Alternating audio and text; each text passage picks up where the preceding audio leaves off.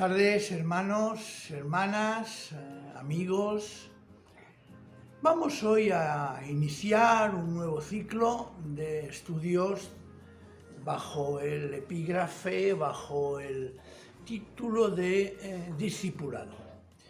Evidentemente, toda nuestra vida cristiana es un camino que estamos constantemente aprendiendo, constantemente escuchando la palabra del Señor que va moldeando nuestra vida, y Él, como buen alfarero, va dándonos aquellas cosas que necesitamos para vivir la vida de fe auténticamente. Vamos a empezar con el ciclo, y si el Señor lo permite, y esa es nuestra oración, vamos a estudiar de una forma, a veces será de pasada, otras más profundas, el Evangelio llamado o atribuido a Lucas. Mirad, en el orden que tenemos en nuestras Biblias, el Evangelio de Lucas se encuentra después de Mateo y Marcos. El género llamado Evangelio es un género específico y determinado en nuestra literatura cristiana. Forma parte de ese conjunto de narraciones, a veces teológicas, otras veces literales, otras veces, basadas en tradiciones que se han ido transmitiendo de generación, sobre todo en las primeras generaciones. El orden que tenemos en nuestras Biblias es un orden decidido por el ser humano. Es decir, no hay quien empieza diciendo primero el Evangelio de Mateo, Marcos, Lucas y al final Juan. No, eso es aleatorio, es decir, realmente el orden, según los eruditos, el orden debería ser: el primero que se escribió debió ser Marcos, escueto, directo. Después tenemos el Evangelio de Mateo, que ya añade cosas a ese Evangelio de Marcos, por ejemplo, la infancia de Jesús. Y por último tenemos el de Lucas. Algunos me diréis, Pastor Antonio, ¿y el Evangelio de Juan? Bien, estos tres evangelios, Mateo, Marcos y Lucas, se llaman los evangelios sinópticos. Sin embargo, el Evangelio de Juan, o atribuido, que realmente se duda mucho de que sea el apóstol y tal, es diferente. Y es mi opinión personal, que también está compartida por otras personas de mucho más enjundia que un servidor, es que no debería de llamarse Evangelio propiamente dicho, porque más bien parece una serie de reflexiones teológicas sobre Jesús ya glorificado. En el Evangelio de Mateo, Marcos y Lucas, Jesús predica precisamente el reino de Dios, y en el Evangelio de Juan, Jesús se predica a sí mismo, cosa que ya difiere de la tradición que normalmente se transmitió al principio.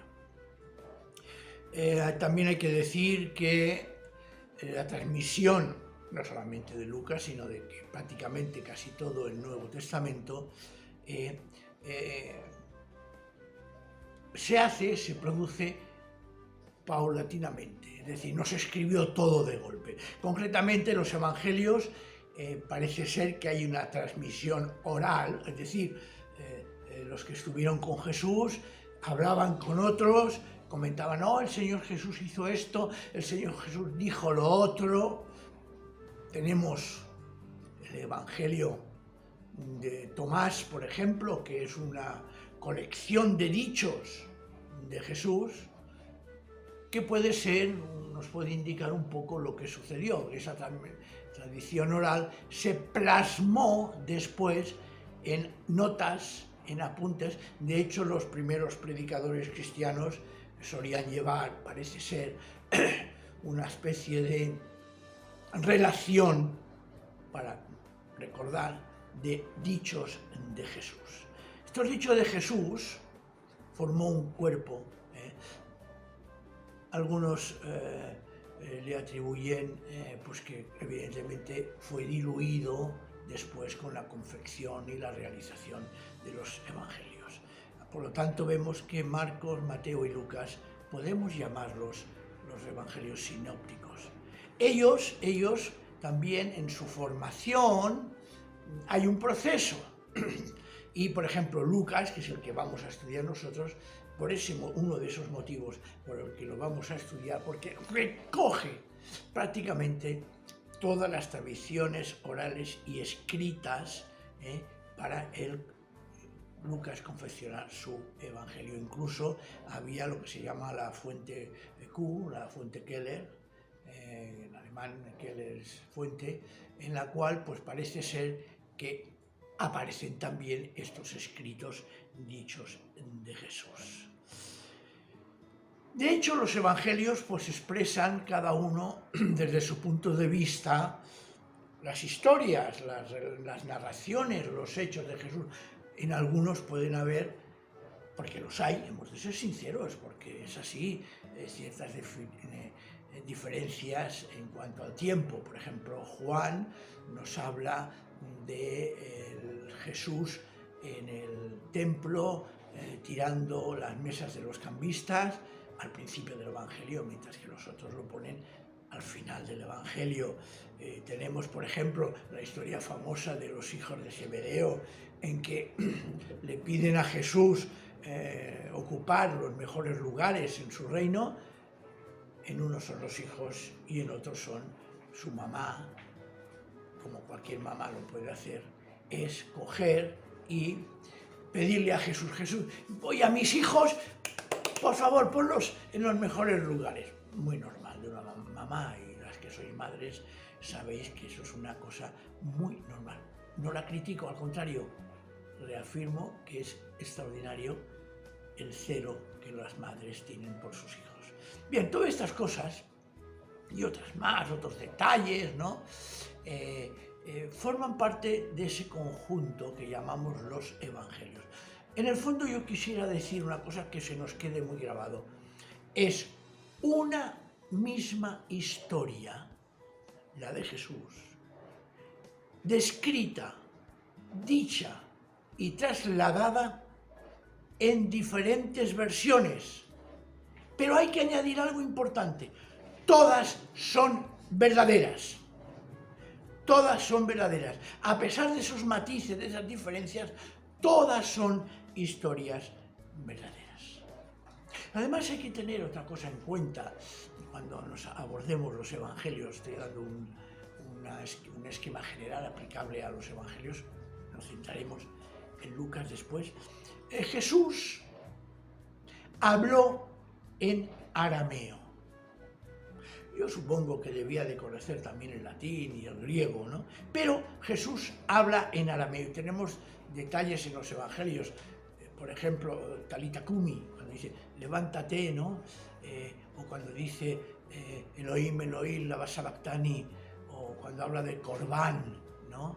Son expresiones, habla de Cefas, son expresiones arameas. Con lo cual, ya tenemos un detalle para aquellos, y lo digo con toda tranquilidad y con todo amor, aquellos legalistas que quieren basar en la textualidad aquellas cosas que realmente no son así. Evidentemente hemos de decir que los evangelios, Marcos, Mateo y Lucas, son evangelios que se traducen de las palabras de Jesús en arameo y se vierten esas palabras en griego. Es decir, ese griego es la versión griega de las palabras de los hechos de la historia de Jesús que se produce en Israel y que concretamente se habla en arameo. ¿Por qué? es importante decirlo, porque claro, evidentemente hay que reconocer que si consideramos que la inspiración es en los originales no los tenemos. Tenemos copia de originales. Dicho esto, este pequeño paréntesis que creo es interesante para adentrarnos en el Evangelio, concretamente de Lucas. La idea de Lucas. Existen diferentes opiniones sobre la fecha en que este Evangelio fue redactado. Parece ser que la más acertada es la de alrededor de los años 80 después de Cristo, es decir, unos 50 años después de la vida de Jesús. Y Lucas, como veremos en la introducción, que es preciosa, hace una recopilación de todo lo que está recibiendo y estudia y analiza para poner por escrito la historia de Jesús. Fue escrito, y esto hay que reconocerlo, que parece ser que es el único evangelio en que podemos encontrar tantas evidencias que podemos llegar a la conclusión, casi segura, sabéis que no hay una seguridad absoluta de nada, de que Lucas era un sanador. En aquella época eran sanadores, y permitirme la expresión, eran curanderos. Hoy en día decimos médicos. Incluso aparece reconocido en el Nuevo Testamento, en la carta a los Colosenses, en el capítulo 4, versículo 14, dice, está hablando, os saludan Lucas, el médico querido, y Dimas. Por lo tanto, era una persona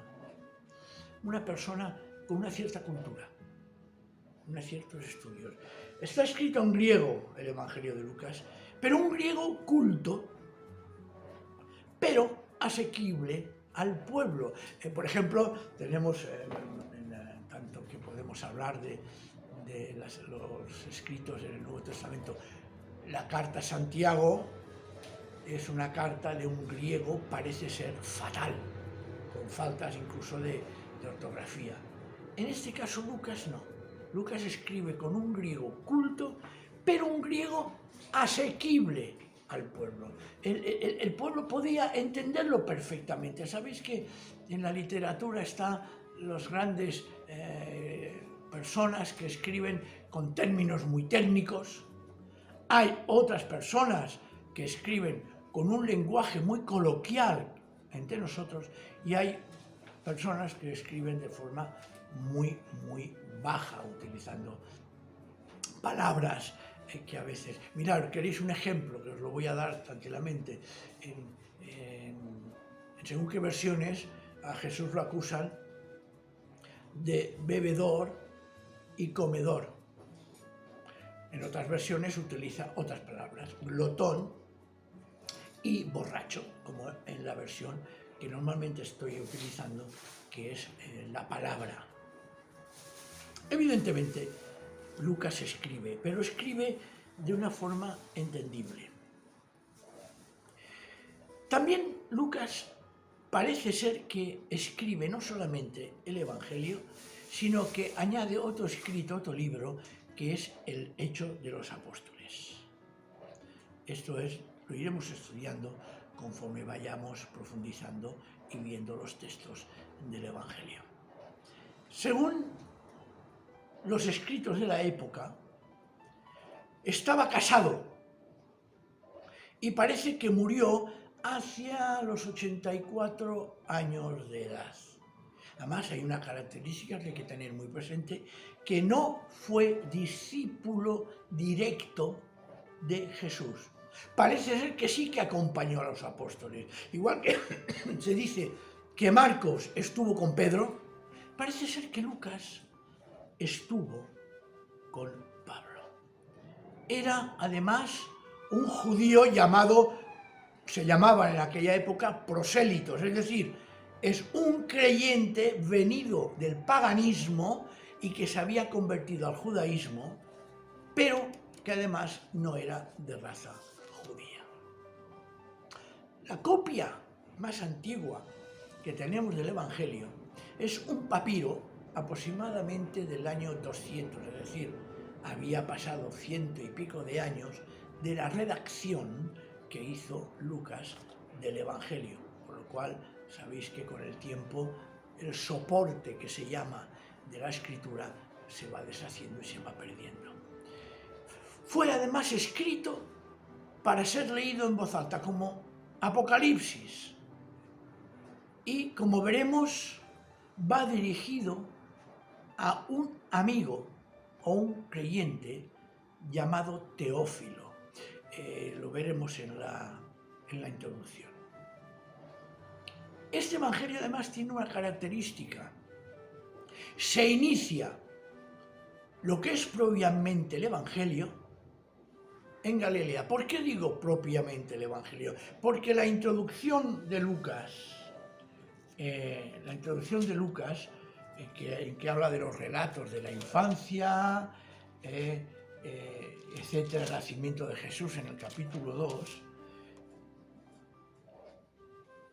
En el capítulo 3 es cuando empieza propiamente el Evangelio. Si nos fijamos, esta introducción es diferente a la de Mateo.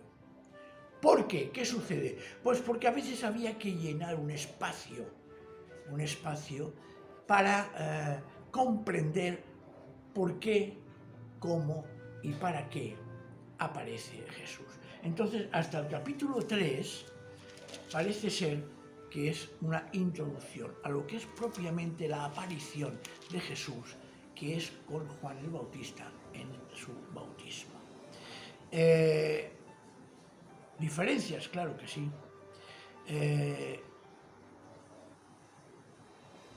Empieza en Galilea, sin embargo,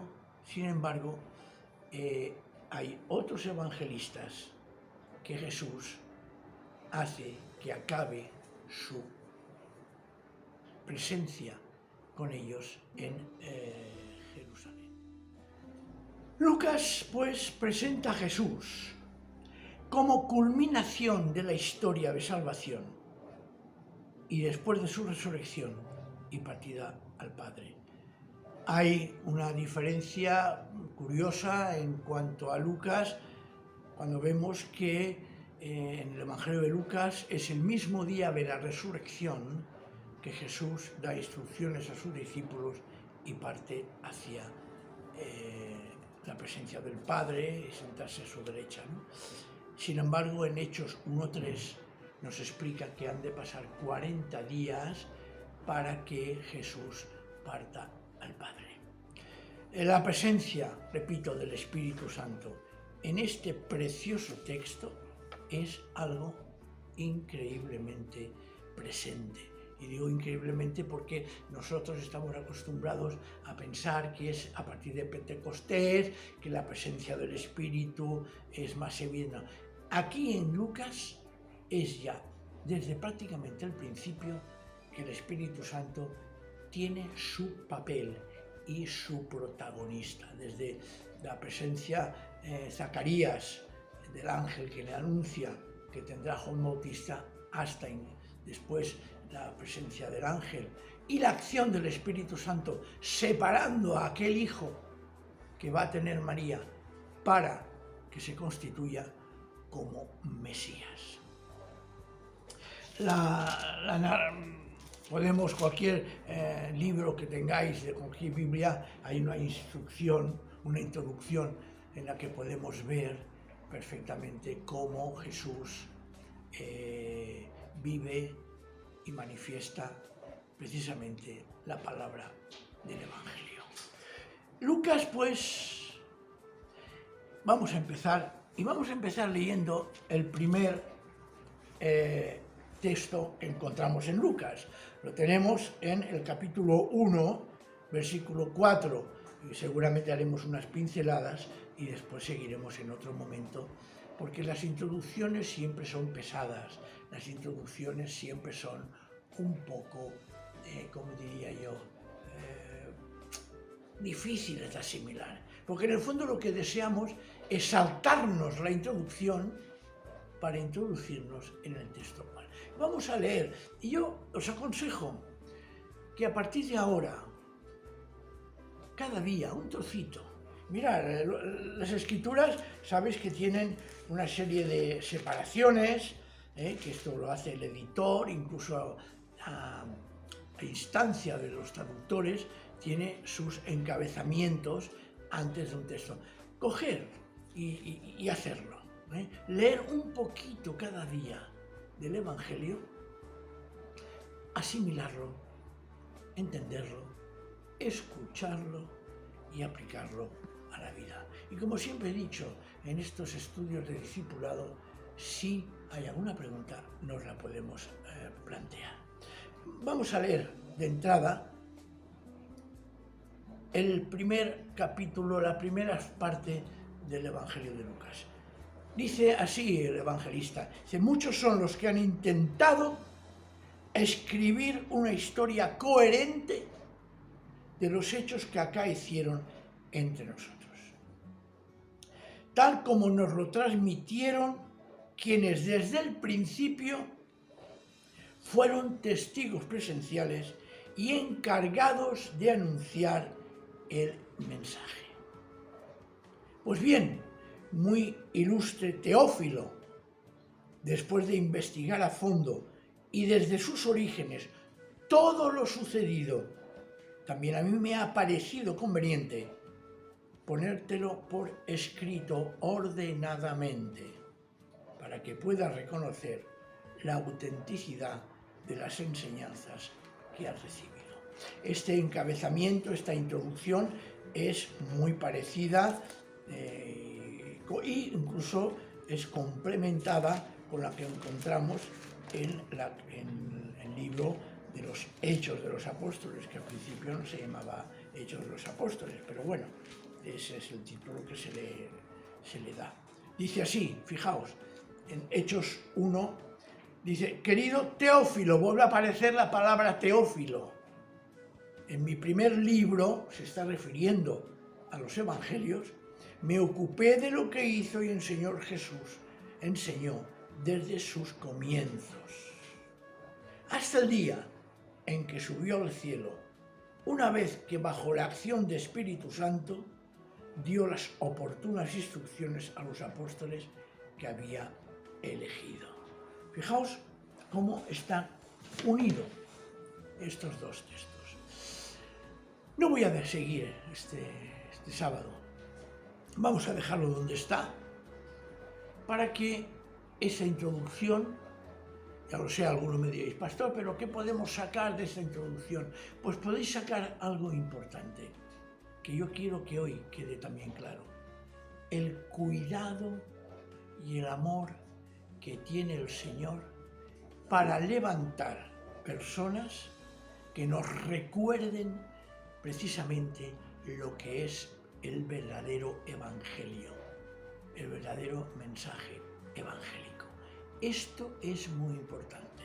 Y Lucas fue una de las personas que fue levantada por el Señor para darnos precisamente a nuestro alcance las palabras de Jesús, la vida de Jesús, todo lo que hizo por nosotros, y de ahí recibir, alimentarnos y vivir auténticamente como discípulos de Cristo. Así que por hoy vamos a dejarlo y espero que nos haya servido por lo menos de un primer paso para aprender lo que el Señor nos quiera enseñar. Bendiciones, hermanos y hermanas, y adelante. Un soldado a casa hoy regresó y un niño enfermo se curó y hoy ya no hay más sombras que te cubran. Un desamparado se salvó por causa de una buena acción y hoy